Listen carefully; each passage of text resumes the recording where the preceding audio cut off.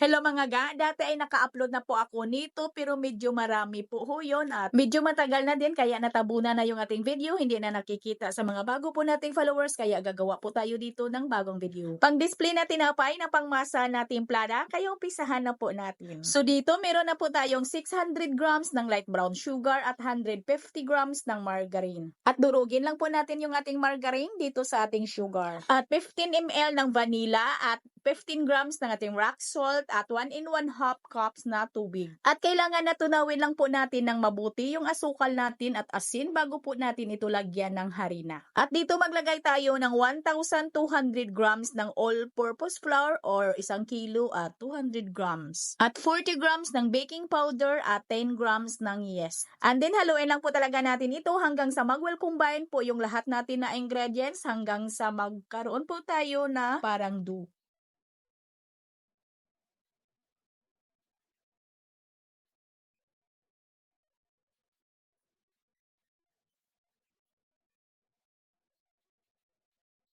At ito na mga ga-okay na po yung ating dough at gagamit lang po tayo dito ng dalawang 11 by 15 by 1 yung sizes ng ating lianera na gagamitin dito at kailangan ay banyahan lang po natin yan ng margarine or di kaya shortening at kailangan ay kapalan lang po natin. At hatiin lang po natin ito sa dalawa at pwede din natin itong timbangin para magpantay yung kanyang laki.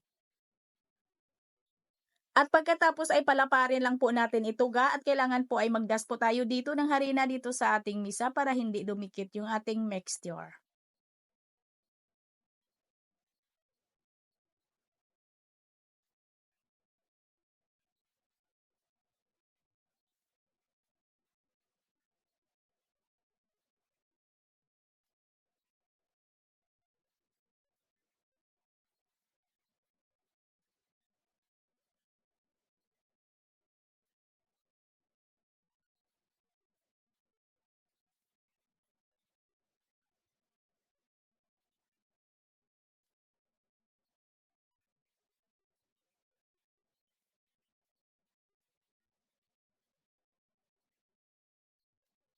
At butas-butasan lang po natin yung ating mixture gamit yung ating tinidor at bago po natin ito isalang ay pahingahin or i-rest muna natin ito ng 1 oras. At kailangan mga ga bago po ninyo ito isalang sa inyong oven ay mainit na po yung ating oven at kailangan ay malakas po yung apoy natin dito or mataas po yung temp ng ating oven. At ito na mga ga, naluto ko po ito sa may preheated 250 degrees Celsius ng aking electric oven sa loob ng 25 minutes. At kailangan na malamig na po ito bago po natin ito hiwain. At hiwain po natin ito sa gusto po natin na laki ng ating hiwa dito. At kailangan ay hiwain muna natin ito bago po natin lagyan ng icing. Sa 11 by 15 by 1 ang sizes ng aking lianera ay hiniwa ko po ito sa 4 by 12. At dito naman tayo mga gas sa ating royal icing. So dito meron tayong 2 pieces ng egg whites ay mula po ito sa small na itlog. At lagyan lang po natin ng 1/4 teaspoon ng cream of tartar. At pagkatapos ay batihin lang po natin yan. At nang umalsa na po yung ating egg white, ay utay-utay na po natin ditong ilagay yung 2 cups na powdered sugar.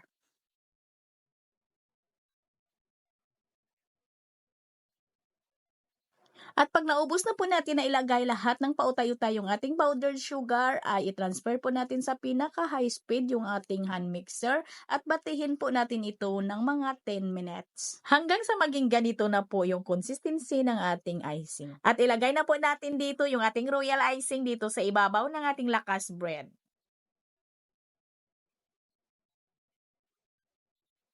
Sprinkles for toppings po tayo pero ito'y optional lang naman mga ga. Pwede lang naman na wala na pong toppings. At may tinira po ako ditong kunting icing para lagyan ko po ito ng kulay. Para po ilagay po natin dito sa ibabaw ng ating lakas bread para may kunting design din. At ito'y optional lang naman din. At pagkalipas ng mga ilang oras ay tutuyo din yung ginawa po nating icing. At 5 piso yung isa yung bintahan ko dito mga ga. At hanggang dito lang po yung ating video. Sana may natutunan sa ating recipe ngayon. Ito pong inyong Kainday. Maraming salamat at bye-bye!